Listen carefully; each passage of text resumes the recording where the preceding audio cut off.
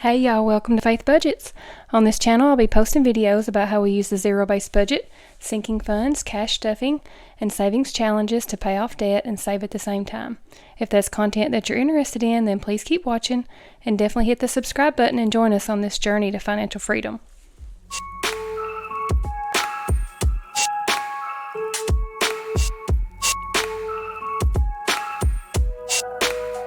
Hey guys, welcome to today's video. We'll be doing our cash planning, paycheck budget and cash planning for the second paycheck in December. We got paid on I'm on the Excel spreadsheet there, on the 13th. And this pay period will go from December 13th through December the 18th.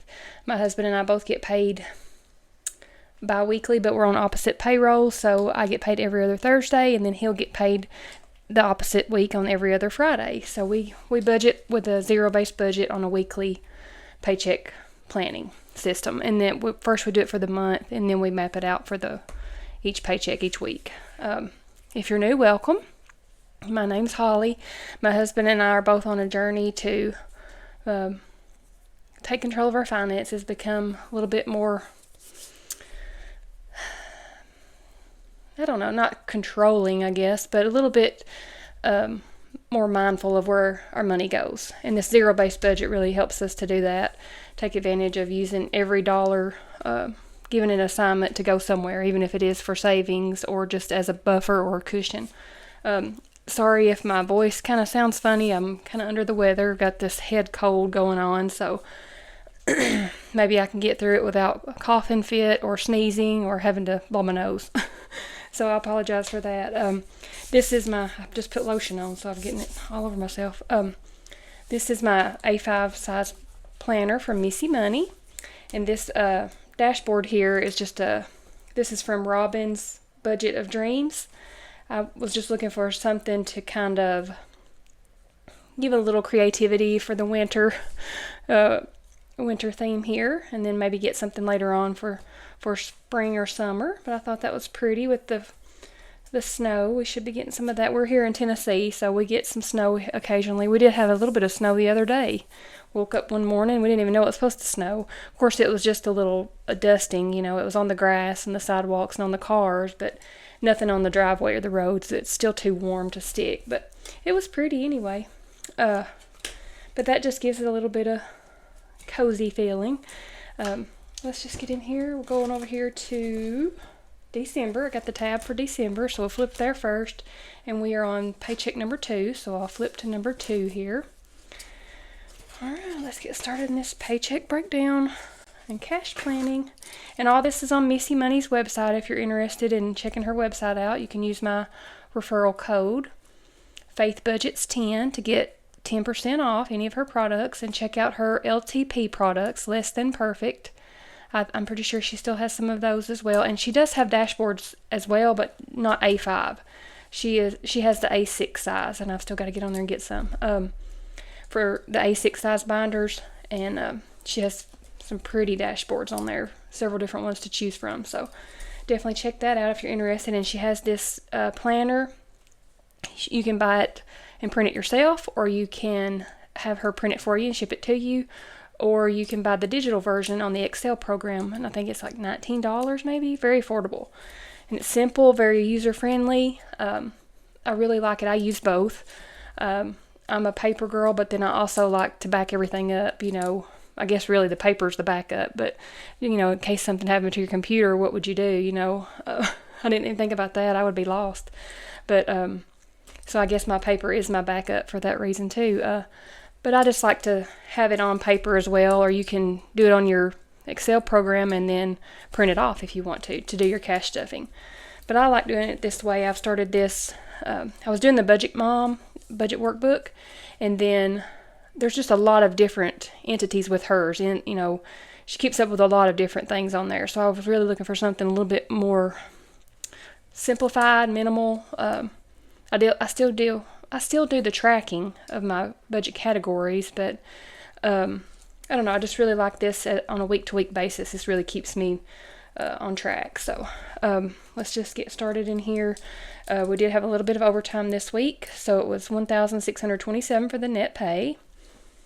I hope you guys can see. And there's the date was 12/13, and this will cover anything from 12/13 to 12/18. The next paycheck will be on the 19th.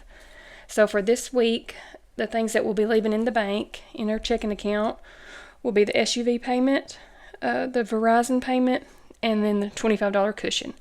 Each week I do a cushion. At the beginning of the month, I decide how much each week will be for the cushion. It just kind of depends on how the bills fall and how much I have left over to do a cushion. Like sometimes I think I've put maybe just $10, just depending on how the bills fell, if it was a bill heavy week or I wanted to put more towards sinking funds. But I do still like to put at least 10 to 25 a week for a cushion. And my cushion's building up pretty good, but especially this time of year, sometimes we do make some swipes that maybe we didn't, that we didn't need to. So that's a total of $475 for the bills, the stuff that's staying in the bank. So then we move over here to one of the cash sections. This is the wallet, our variable spending. All these will be cash in my wallet. And this has really helped me. If you're just thinking about trying, oh, that was my echo. If you're just thinking about trying the cash method, cash envelope budget method, just give it a try. Just try with a couple different categories. I started out with just a few that you would normally spend cash on, like groceries or maybe eating out or I think that was the main two, gas and eating out and groceries. Those three was the ones that I would mainly spend cash on. But then after I got disciplined enough and I kind of knew how much money that I used each week for that, now I use my credit card to do that. And then but I still pull the cash out and I put it in my wallet, put it in the envelope, and then I use the credit card, but I know how much is in that envelope that I need to spend. So when I do my Walmart online pickup order, I know that I don't need to go over a certain amount. If I do, I need to check my other envelopes to make sure that I have enough, maybe say in my miscellaneous, or I can pull from something else. Like say if I'm going to buy something for myself from Walmart, I might pull from my shopping category, and just make sure that I'm not spending more than what I have allocated in those envelopes. And that has really helped us to stay, on budget and not go over all the time and wonder where our money goes. So if you're just starting out, maybe try a few categories. I was trying to help my sisters out some, and I was telling her to try just a couple categories and see how she likes it. Groceries, $280. I did go up $20. And then gas, I went down some, so $160. Eating out, $60. Giving, $45. Shopping, $40. Meds, $35. Miscellaneous, $40. Kids activities, $30, and then hubby gets $150. And then I did the cash denominations that I want here, and calculated everything down here. And on the Excel spreadsheet, it does all the math for you. So let's go over here now to the next cash section, which will be the binders and envelopes. This will be our sinking funds that I use. I don't keep these in my wallet. These are at home in my cash box. I have a fireproof, waterproof cash box. It's locked up, so this is where I keep our other cash other than my wallet. So I put Sam's there because I think if I had any extra this week, I'm going to try to put some over to Sam's because I did have to empty that out over the holidays and preparing food for the basketball team. So I want to put some over there if I had any extra. If I didn't, that's fine. I'll try to get it with the next overtime. But self-care 100, memberships 20, and then I put here plus 120 because I'm taking an extra 120 out that was reimbursed to me on my checking account from my employer where I did my membership for my credentials, HEMA memberships. I'm a medical coder, so I have my RHIT and my CCS certification, and I get those renewed every year. I don't know if that's actually the membership or if that's for my credentials. They've changed some things up this time with the HEMA, so I may end up having to actually pay some more. But for right now, it's $120, and they did reimburse me that back, so I'm going to take that cash and put it back in this memberships envelope so that I will have that for the other memberships that may need to come out of there. So good thing I had that in there. I was able to go ahead and pay that. And then car tags $55, Christmas 60, and property tax 5. Got a few more little things to get for Christmas.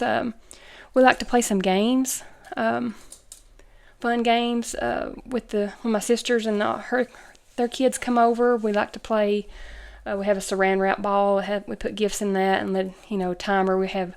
You have to put on oven mitts and hold it and try to get the stuff to fall out of it. You unwrap the saran wrap, and things fall out of it as you unwrap it.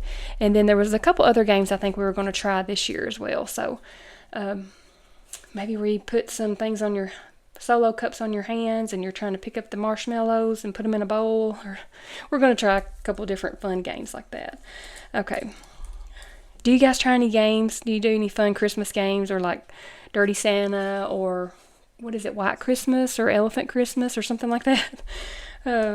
We used to do that at one of my aunt and uncle's house or something. It was like a Dirty Santa, and they brought those crazy gifts. It was funny every year. So there's the total there, $240, and there's the denominations that I want. And then for the savings challenges for this week, I'll do the 52-week challenge, and I'm on week number 50. Yay, getting so close. And then the 12-month challenge, I'm going to put 15 there. And then the I Do challenge, if I have some left in my wallet, I will put some towards that.